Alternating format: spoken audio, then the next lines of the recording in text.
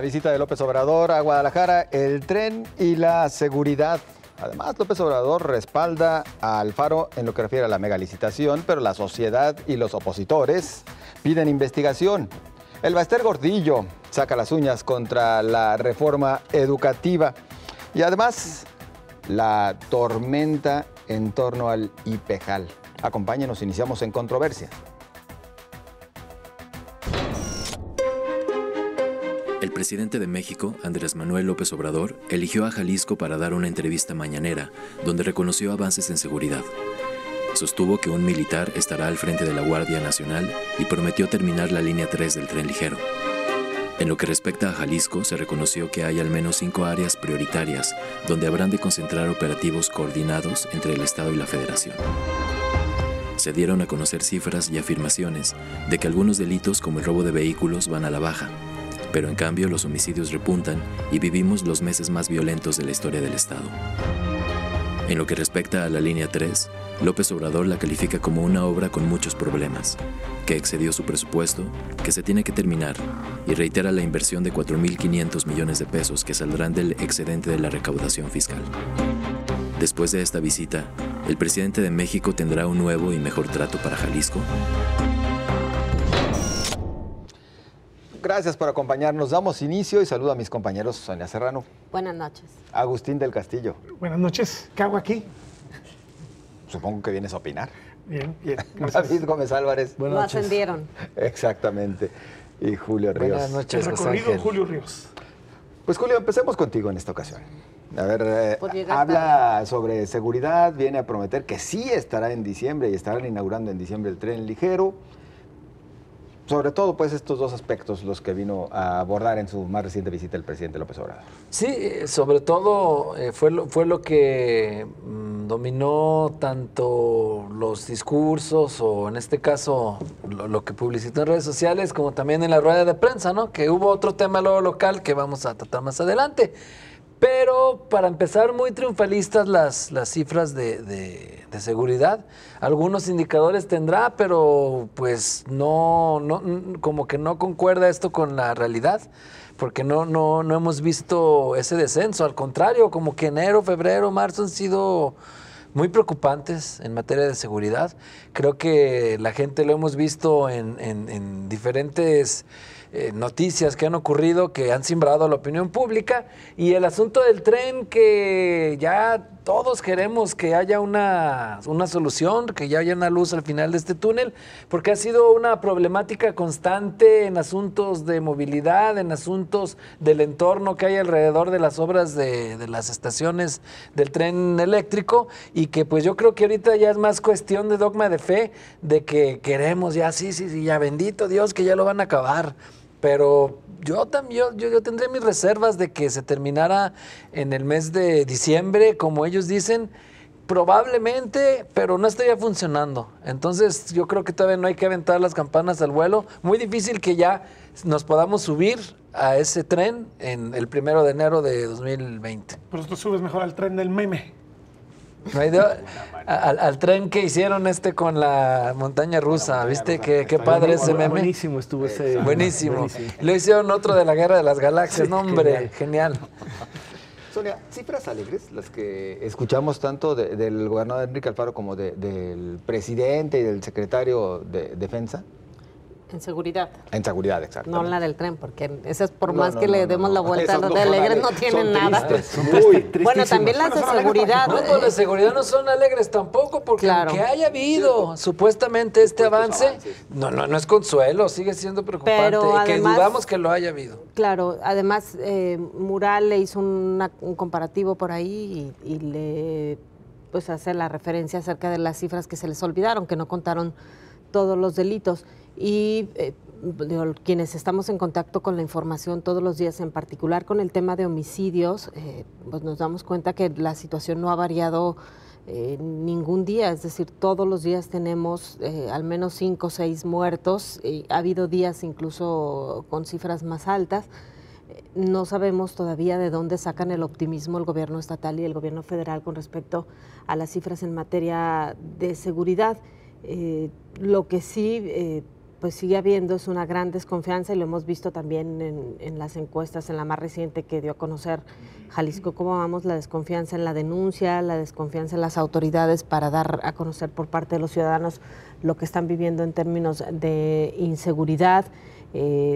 También cómo la percepción sobre los delitos crece con relación a lo que en realidad se denuncia y algunos otros datos como, insisto, la permanencia en los homicidios, el incremento en el número de cuerpos almacenados en el Instituto Jalisciense de Ciencias Forenses, en donde pues veíamos unos datos recientemente que la cifra que generó una crisis, que eran los 444 cuerpos almacenados en 2 tráilers y en una parte de los refrigeradores del Instituto Jalisciense de Ciencias Forenses, ya fue superada en este momento con el número de cuerpos que son 450. Pueden ser pocos la diferencia entre los 444 y los 450, pero nos habla de que el tema de los homicidios no ha parado, porque la mayor parte de los cuerpos que se encuentran ahí tienen que ver con personas que perdieron la vida en actos violentos. Exacto.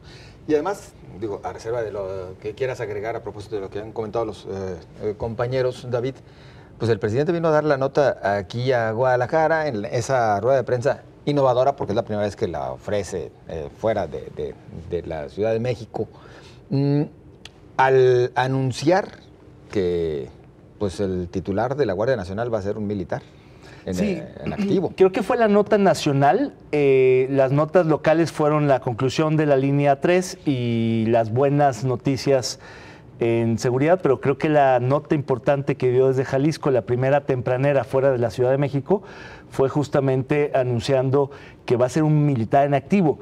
A mí ese tema me desconcertó muchísimo, como a muchos analistas o muchos radioescuchas, porque ciertamente se había entendido que había un compromiso claro en que si la Guardia Nacional se había aprobado con un mando civil, que había sido una batalla muy importante en el Senado de la República y que había habido una oposición muy fuerte, pues parecía como que eso ya no estaba a discusión, que eso en automático iba a suceder, que cuando más el presidente nombraría a un militar no en funciones, a un exmilitar que podría haber dejado su cargo poco tiempo atrás, pero que por lo menos guardaría esas formas, pero parece ser que no necesariamente va a ocurrir así, que puede ser un militar en activo, lo cual entonces pues anula y digamos hace irrelevante un debate muy largo y muy desgastante como fue el de la Guardia Nacional.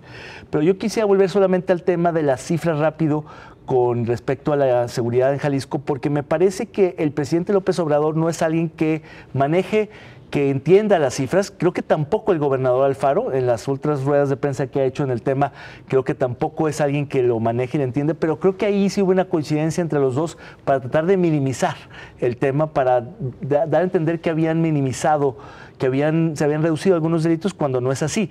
Y a mí me parece peligroso que no haya consistencia en cifras, que se manejen cifras distintas y sobre todo que se quieran dar tendencias cuando todavía no las pueda haber. Es muy pronto. Entonces a mí me parece que estamos ante un riesgo de la manipulación estadística de la delincuencia y de una necesidad de los gobiernos por dar a conocer resultados cuando todavía es muy pronto tenerlos. Agustín. Yo simplemente agregaría que me parece gravísimo esta tendencia que tenemos a aferrarnos a ser república bananera, porque no es posible que no tengamos claridad respecto a las cifras, a las estadísticas. No es posible que cada quien tenga sus propias estadísticas, sus verdades alternativas. Creo que es un ejemplo terrible el que ha dado al mundo Donald Trump. Todo el mundo tiene su visión distinta, sus datos distintos. Me parece que tendríamos que exigir que hubiera una manera de generar una estadística única a la cual todo el mundo ceñirse en la interpretación. Yo creo que va a ser difícil porque no les conviene, pero me parece que esto tendríamos que reclamar como sociedad. Lo segundo que me parece muy grave es que no se puede dar por perdida la batalla de lo de la Guardia Nacional. Si se aprobó de ese modo, espero que la oposición haga su papel y le exija al presidente un civil para presidirla. No es posible que todo el mundo diga, bueno, pues ya el presidente dijo que va a ser un militar. Es un poquito como lo que pasó con la Comisión Reguladora de Energía. No pasan más bien sus exámenes y el presidente ya tiene derecho a poner a los mismos que demostraron que son ignorantes en el tema. Me parece terrible porque entonces la institución presidencial se está burlando de lo que está haciendo el legislativo. Es que hay quienes dicen Como que al haberlo siempre ha dejado sido, como mixto, que al haberlo dejado Tristemente, pero más mixto, descarado. Tristemente. que cuando dejan mixto este mando, se dejó abierta la puerta a que pudiera ser un militar en activo. Y esto, todavía dicen, lo van a reforzar con las leyes secundarias y por lo tanto no pasa Que nada. Es también decir, ahí no va a ser los ilegal. opositores no hicieron su chamba. No, pues no la hicieron, Que no también blindaron. ahí lo que muchos dicen que sí es preocupante lo del mando militar, pero que al menos no están en el fuero militar, que sería lo más preocupante, ¿no? Sino que Lo fuera fuero preocupante es civil. que se discute una Porque cosa, imagínate, se entonces acuerda una cosa sí y sería... termina haciendo otra cosa. Eso me parece a mí muy preocupante. Pero muy preocupante. Y terminó saliéndose con la suya, simplemente. Exactamente. Pero entonces, Igual ¿para qué que con la legislar? comisión. ¿Para qué Claro. discutir? O sea, no, Porque sobre todo eso, pierde- para que una discusión tan larga para Súper resolver desgastante. el tema del mando militar, si al final de todas maneras iba a quedar en un mando militar, contraviniendo lo que desde el punto de vista legislativo se trabajó durante tantos meses, ¿no? Y más cuando la Y la gran fórmula... crítica del tema de derechos humanos a nivel, no solamente México, todas las instituciones globales han cuestionado esta situación de militarizar más la seguridad Y pública. más cuando la fórmula, exactamente, de militares no ha funcionado. Eso de la mano dura tampoco ha funcionado, lo hemos visto en municipios, en estados y ahora pues en esta Guardia Nacional no ha funcionan las funcionado. familias, van a andar funcionando. No ha funcionado la mano Hablemos con dura. sinceridad, ¿qué ha hecho diferente el presidente como para que no pudiéramos esperar un Pero resultado similar? este tema sí creo que es significativamente distinto porque hay un desafío a lo que es ley. Es decir, no es que sea su facultad y no lo hayamos convencido, no. Si realmente nombra a un mando militar, pues eso sería una violación flagrante de la ley. Habrá que ver qué tipo de sanciones puede haber, porque siendo el fiscal alguien que depende de él y no teniendo contrapesos, pues eso es riesgosísimo. No, y habrá que ver la ¿Escucharon a alguien de la qué papel oposición? hace. Es que Mira, yo no coincidimos. entiendo. ¿Para qué quieren oposición si la oposición no va a tomar su posicionamiento en exigirle al presidente que cumpla su palabra? Ha Yo no sido la entiendo, gran ¿para qué? ausente en lo que va de este incipiente sexenio, la oposición, así que Yo digo que no le ha estado pides peras ausente, al pero horno. le ha faltado como un No ha sentido estado estratégico. no ser está aparte realmente cuestionado, presente. ni ha Sí, tenido exactamente. Le ha banderas faltado propias. como Ha que estado- una buena ha cantidad de estado votos a la presente oposición. En No, además no ha las tenido negociaciones banderas. y en los acuerdos que Eso no es sabemos cierto. qué son. Así es. Pues sí. Tenemos que ir a la El pausa. PRI, totalmente de acuerdo. Continuamos.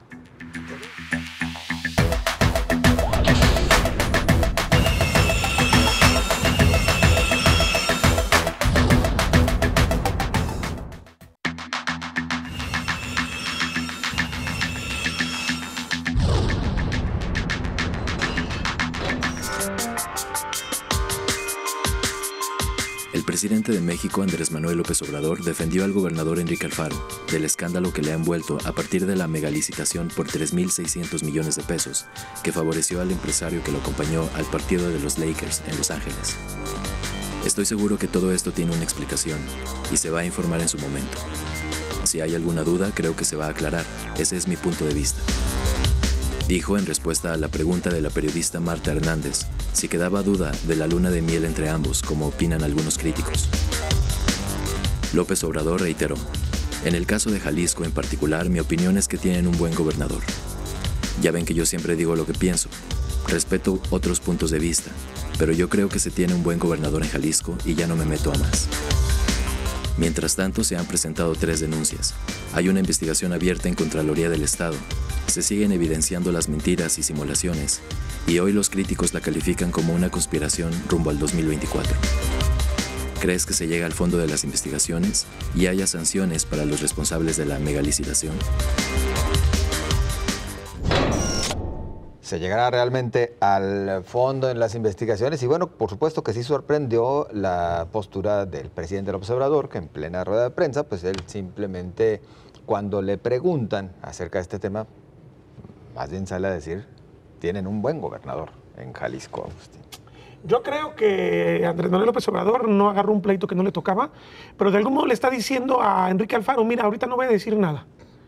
Me empiezas a colmar la paciencia después y sí me meto. O sea, yo creo que... ¿Tanto así le dijo? Yo lo interpretaría de ese modo porque yo no los veo como convergiendo. O sea, no les veo realmente una alianza, no les veo una luna de miel. A mí me parece que eso Sí, es un es la exceso. luna de miel de un matrimonio por conveniencia, ¿no? No, ni siquiera es un matrimonio por conveniencia. ¿Por qué? ¿O cómo es? Es totalmente un proyecto político aparte. Más Pero bien lo que yo ahorita- creo es que el ahorita presidente están tiene demasiados con- frentes abiertos ahorita como en para tregua, preocuparse pues. por el... Es más bien eso. Ahorita en tregua, Una tregua son pues. dos enemigos que dicen, en este momento no me voy a pelear. Para decirlo Pero hasta más ahí, preciso, yo es no creo tregua. ni siquiera que haya dicho que lo haya dicho para lavar al gobernador, lavarle su imagen. El gobernador va a tener que enfrentarlo y si hay oposición en Jalisco, que también podemos dudarlo, lo va a tener que enfrentar aquí en Jalisco. No, oye, pues... No digo, pues, ¿cuál? la ¿Dónde? prensa ha hecho su trabajo, aquí tenemos a quien ha hecho su trabajo. Los políticos, pero la prensa no es oposición la Contraloría, política. no, bueno, la prensa tiene que evidenciar las cosas que están mal. Eso es el trabajo de la prensa. Ahora, Las esa instituciones chamba ya deben está funcionar, hecha. las instituciones deben funcionar. No creo que sea el presidente que deba meterse porque es una licitación además de recursos claro, estatales, no se debe es un meter. tema estatal totalmente. Para nada Entonces, de en realidad el presidente no le está dando un espaldarazo, simplemente le está diciendo, tú arréglate.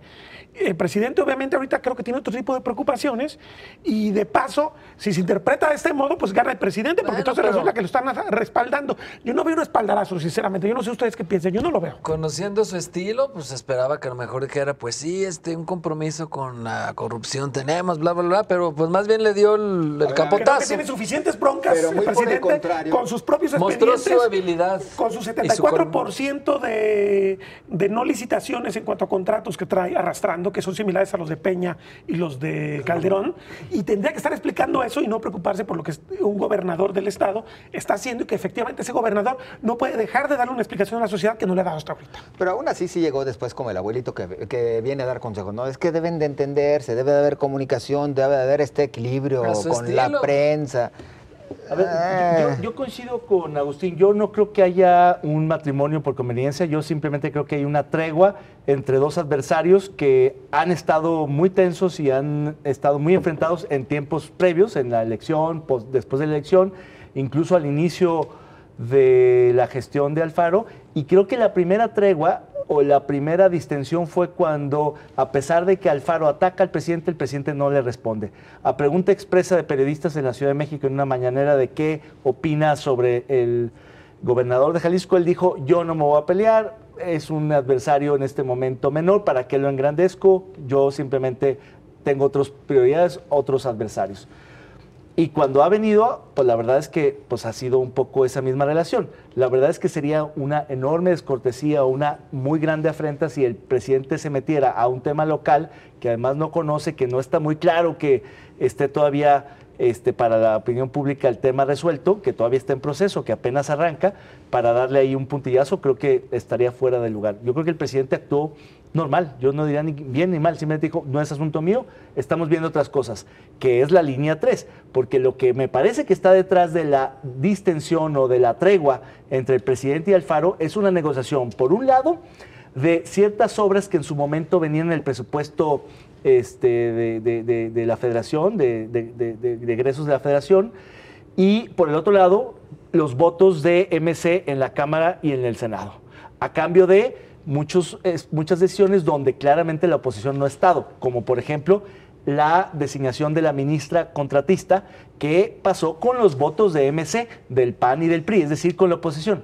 Esa designación y otras decisiones del Senado de la República no han pasado con la mayoría que no le ajusta para ser calificada o este tipo de nombramientos por Morena. De hecho, hay muchos diputados y senadores de Morena que han votado en contra de sus propias bancadas y eso se ha compensado con los votos, en este caso, de Movimiento Ciudadano. Entonces, yo creo que parte de esta distensión tiene que ver con un acuerdo muy complejo, muy frágil, pero al mismo tiempo muy conveniente para ambas partes, que simplemente los lleva a tener una relación de entendimiento, decir, a ver, yo vengo aquí a anunciar que terminamos la línea 3, que podemos arrancar la línea 4, que sí va a haber el libramiento, que sí va a haber otras cosas. Es tu bronca la licitación, tu bronca la deuda externa, simplemente la deuda del Estado, perdón, y tú me ayudas con los votos en el Senado y en la Cámara de Diputados para sacar los temas que a mí, presidente, me interesa. La pregunta que Canal 44 está haciendo en redes sociales es si cree usted que se llegue al fondo de las investigaciones y haya sanciones para los responsables de la mega licitación que se descubrió en este gobierno de Jalisco. Esperamos sus respuestas, esperamos sus comentarios. Por lo pronto, Sonia, podríamos hablar de que, bueno, avances ha habido. Por lo menos el hecho de que ya están entrándole al tema la Contraloría, la Fiscalía Anticorrupción, que va lenta en todos sus asuntos, pero que también ya le entró, por lo menos abre la posibilidad de que se llegue a algo en todo este asunto. Va a ser una prueba de fuego sin duda para la Contralora. Creo que la Contralora llega con una buena imagen. Ha sido a lo largo de su trayectoria profesional una persona que se ha mantenido con cierta autonomía, con cierta independencia. en algunos asuntos en los que ha habido confrontación con sus jefes ha salido bien librada. Tal vez muchos no se han ventilado, pero esto ha sucedido. Entonces habrá que ver cuál va a ser el trato que va a recibir en el gobierno de Enrique Alfaro. Hay que recordar que ella fue ratificada como parte de estos acuerdos que se dan entre los partidos políticos para dejarle espacios a otros partidos que también han tenido cierto respaldo hacia Movimiento Ciudadano en el caso de Jalisco. Es así como se ratifica a la Contralora. Yo no creo que esto derive en sanciones ni en que se eche abajo la licitación o que se reponga. Me parece ya muy complejo porque además lo que hemos visto es que todo estaba ya armado. O sea, yo no creo que una licitación que se resuelve apenas hace poquito más de un mes te dé tiempo para comprar los camiones que ya está repartiendo. Esto nos habla de que ya todo, ¿Ya se están repartiendo? Los camiones, claro, sí, ya claro, están todos rotulados ahí junto a la central. ¿De toda máquina? Todos están ahí en una... varios actos. Pero además hay una bodega junto a la central de autobuses nueva en donde están todos los camiones ahí almacenados. Entonces eso te habla de que es algo que ya estaba, antes de asignarse, seguramente ya estaban listos esos camiones, ya están, insisto, hasta rotulados. Yo no veo cómo se va a echar para atrás una situación como esta.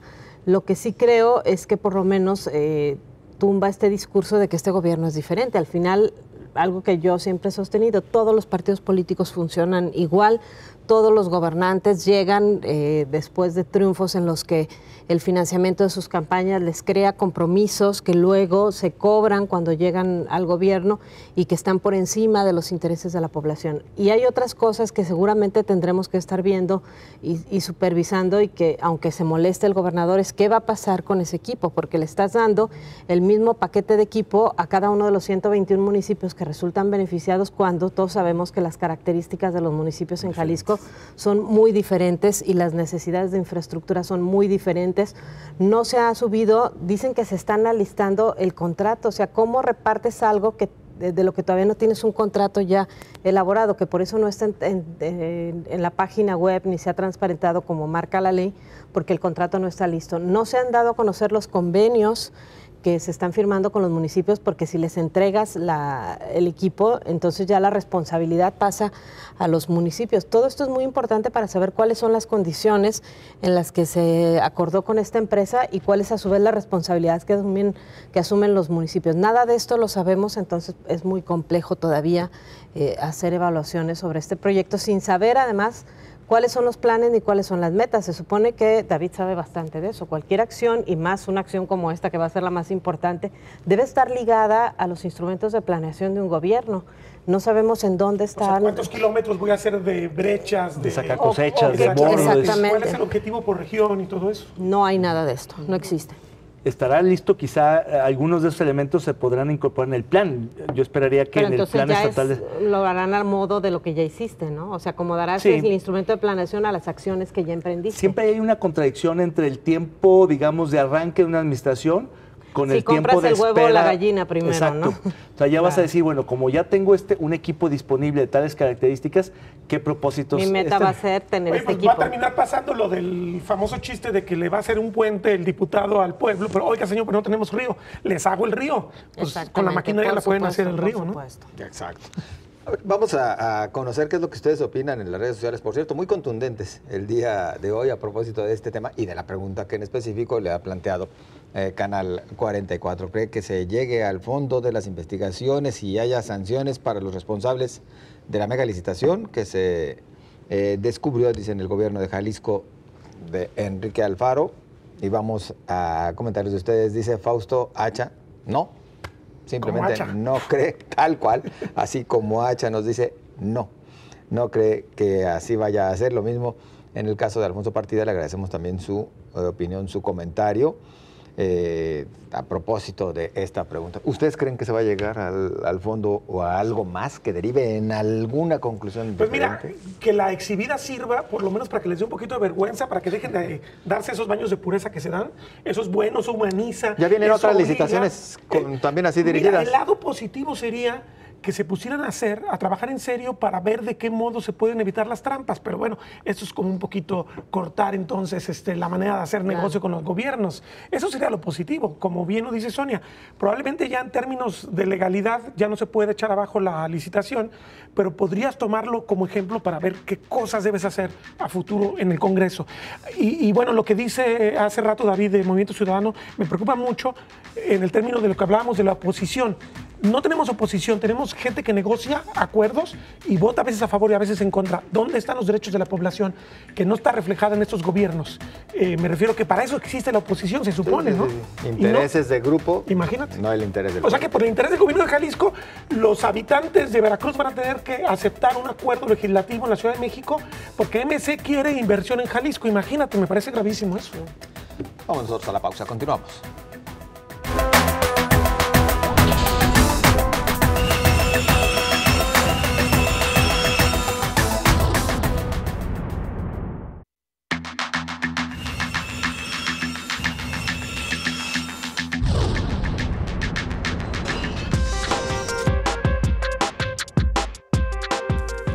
En medio de gritos de presidenta, presidenta, durante su participación en el segundo Encuentro Nacional de Jóvenes de las Redes de la agrupación Maestros por México, MXM, Elba Ester Gordillo Morales afirmó que buscará retornar a la presidencia del Sindicato Nacional de Trabajadores de la Educación.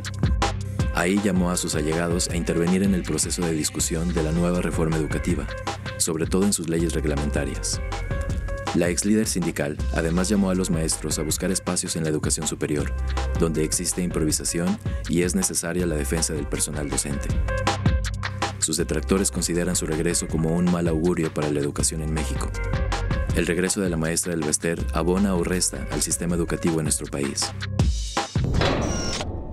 ¿Usted qué opina? ¿Le abona o le resta al sistema educativo? Por lo pronto, bueno, ya dice que quiere regresar al CENTE. Le dice reformita a la planteada por el gobierno federal, esta reforma educativa. Sale también la CENTE, que se sigue oponiendo inclusive a lo que plantea esta reforma. Y para colmo de males, el presidente después dice, bueno, pues si no la quieren, vamos a regresarnos a como nos encontrábamos antes de 2012. No, hombre. Es decir, hasta allá nos vamos a Vamos regresar, a regresar a los libros de David. texto de la madre patria que Sí, a ver, yo en creo los que 70. es interesante lo que está pasando en el sector educativo porque se están moviendo las coordenadas como nunca. A ver, lo primero es que resucita Elba Ester, que hay que recordar que estuvo presa varios años durante el sexenio de Peña, acusada de malversación de fondos, de abuso de autoridad, de muchas cosas, y ella se fingió, ahora queda claro, que estaba enferma para evitar el arresto, para evitar la penal y propiciar el arresto domiciliario, y finalmente, pues ya la vimos, parece que ser que nunca estuvo enferma. Pero regresa y en lugar de, digamos, apoyar la reforma del presidente López Obrador, que es quien en cuyo sexenio es liberada y que es una reforma que se opone a la reforma del presidente Peña, que es la que a ella había sido un obstáculo supuestamente para esa una reforma, ahora también critica la reforma del presidente López Obrador. Es decir, no se entiende muy bien cuál es la posición de Elba en ese discurso. Pero además dice algo que es todavía más inédito en la discusión del sector educativo, que es reconocer tácitamente que quien ha hecho más labor de oposición a la nueva reforma planteada por el gobierno de López Obrador es la CENTE, que es el enemigo histórico del CENTE. Es decir, la Coordinadora Nacional de Trabajadores de la Educación es una escisión del Sindicato Nacional de Trabajadores de la Educación, que además de ser una escisión ha sido una oposición histórica al CENTE y que a recientes fechas todavía había una relación muy compleja. Ahora Elba Ester dice que la CENTE es quien realmente se opone a la reforma educativa y no otros actores y ni siquiera el propio CENTE.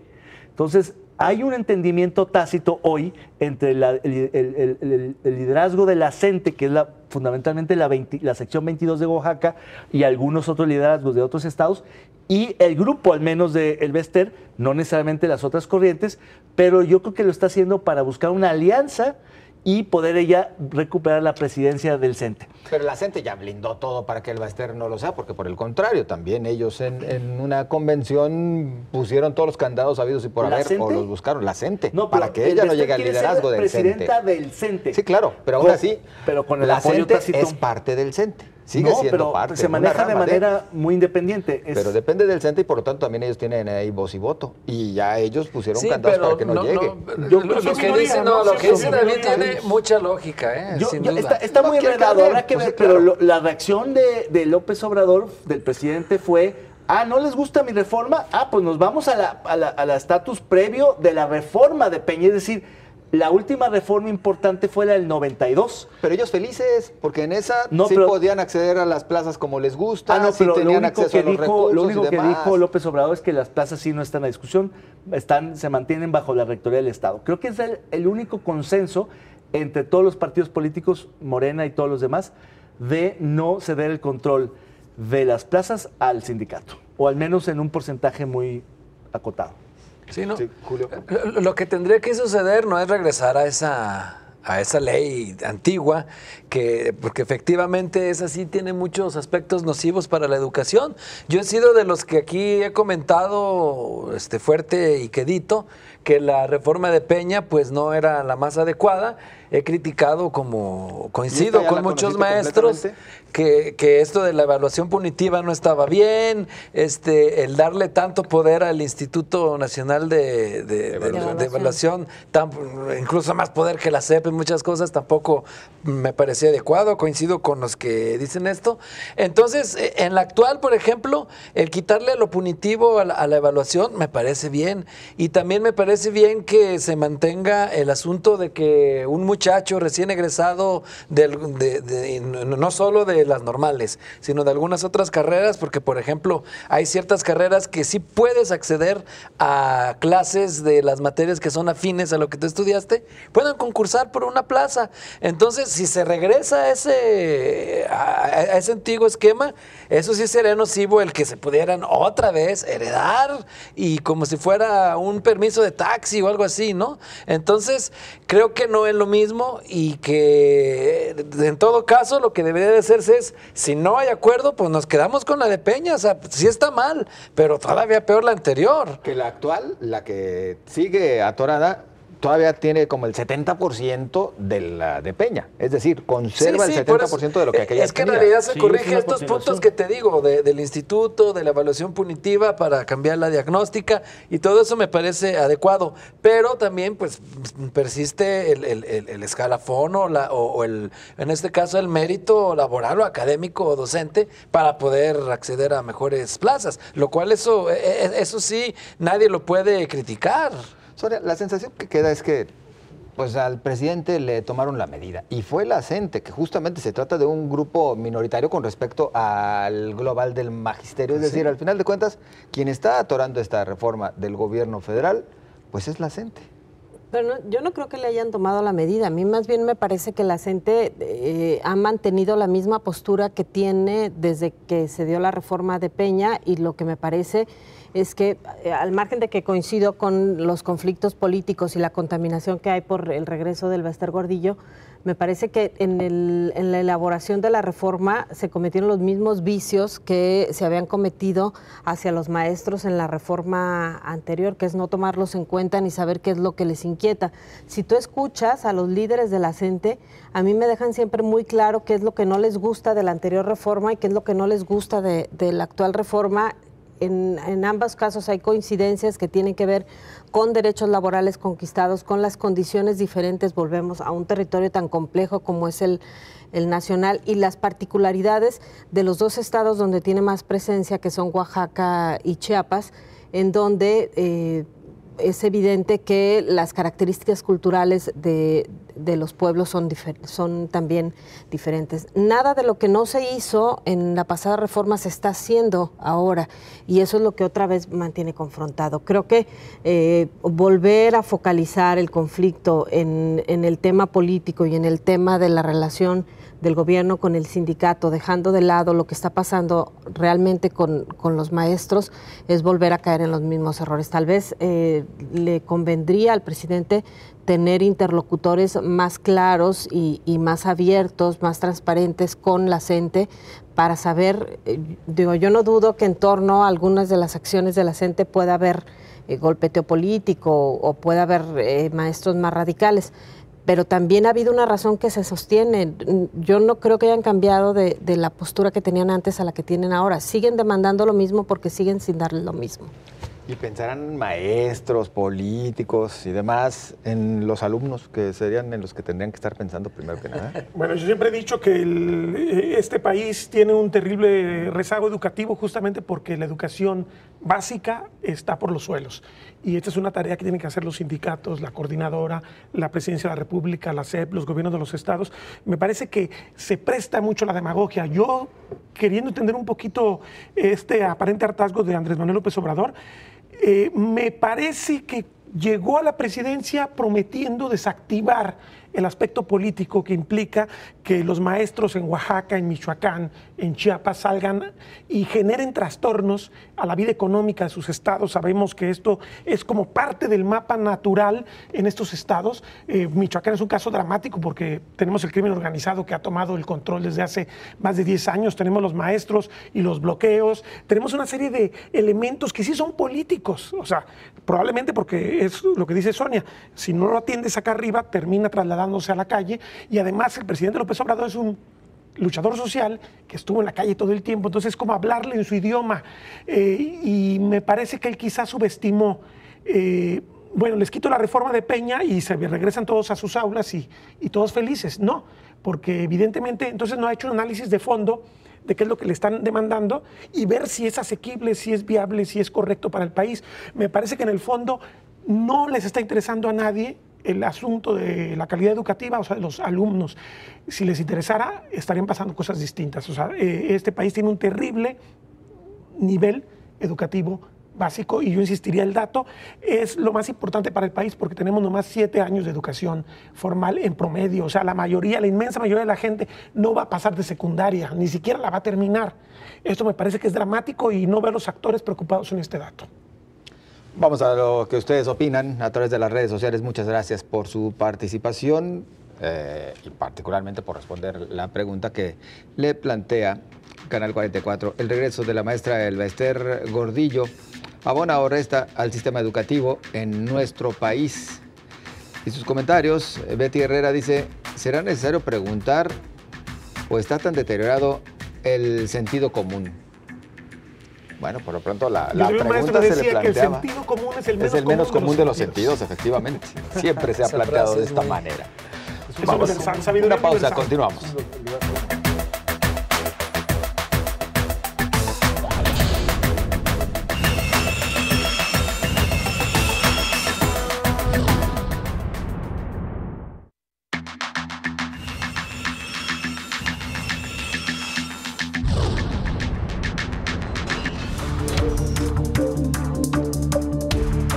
El gobernador Enrique Alfaro dio a conocer un informe sobre el Instituto de Pensiones de Jalisco, que no es más que la crónica anunciada por varios medios de comunicación, incluyendo Canal 44, de una institución saqueada al borde de la quiebra.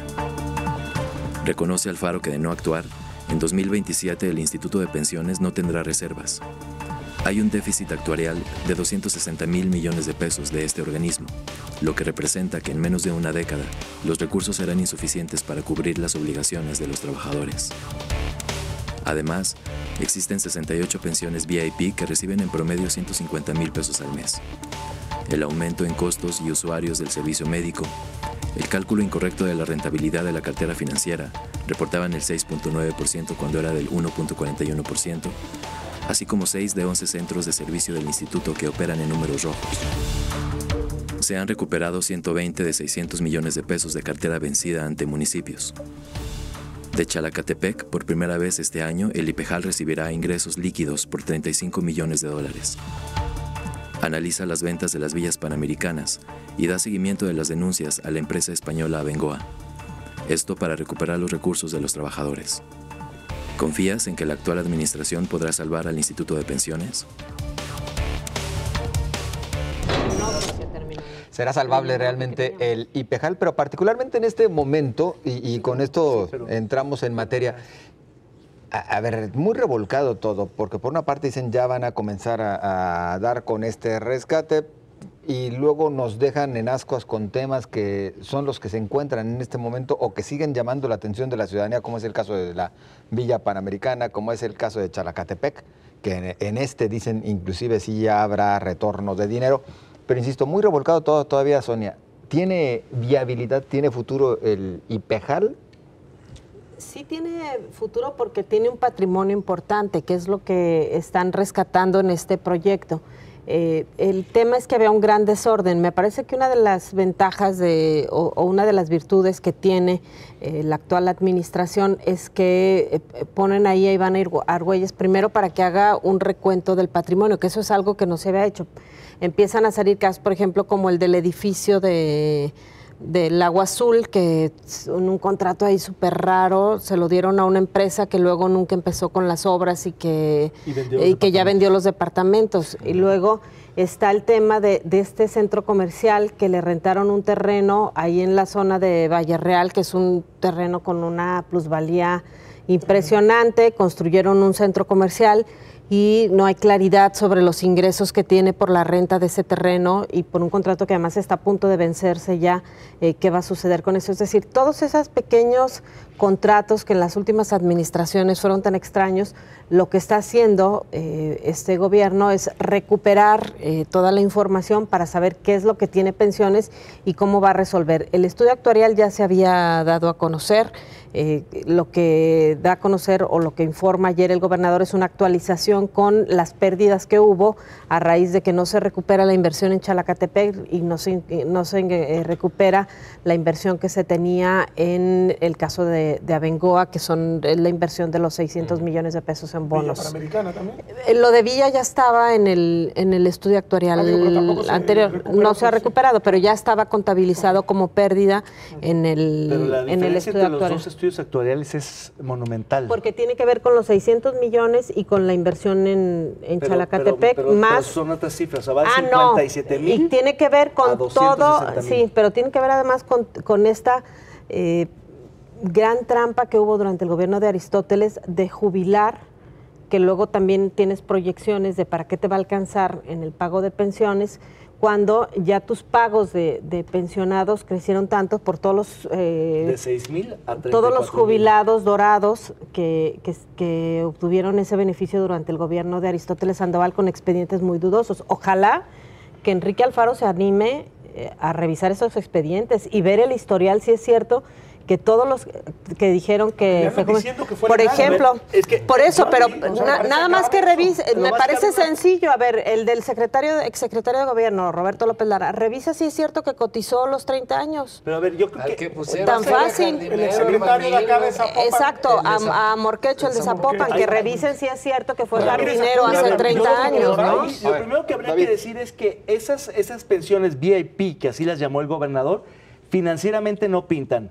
Éticamente me parece que son... No, sí pintan, porque si luego ya sumas esa bolsa en lo que te cuesta... Son como 200 pensionados VIP. Claro que pintan. No, bueno, en el conjunto no. Exacto. No pintan, no. Claro, ¿cuántos pensionados pagarías con esas pensiones? Eso está muy... Un policía se pensiona con 10,000, 15,000 pesos al mes. Pero estás hablando de decenas de miles de... que gana 10 veces lo que claro, ganaría pero un de todos policía. modos, si lo Por ves, supuesto que te pega. Es simbólico, pero es muy importante porque yo creo que lo que ha habido ahí son una serie de abusos históricos apalancados en una ley abusiva. Es decir, ocurre el caso de que entra con un padrino político a los 18 años. Después sale del gobierno por alguna razón, pero se queda con el padrino político con una placita cobrando para seguir cotizando. No, ojalá que eso fuera, pero no. Bueno, nomás teniendo pasa el tiempo y crece y en algún momento encuentran el momento oportuno para el retiro. Para llegar a una designación de primer nivel. Y lo que la ley me parece que equivocadamente plantea es que se retira en el último, con el salario del último año. Es decir, podía haber sido, como en muchos casos, jardinero de parques y jardines durante 20, 30 años de servicio y en el último año ser director de parques y se jubila así.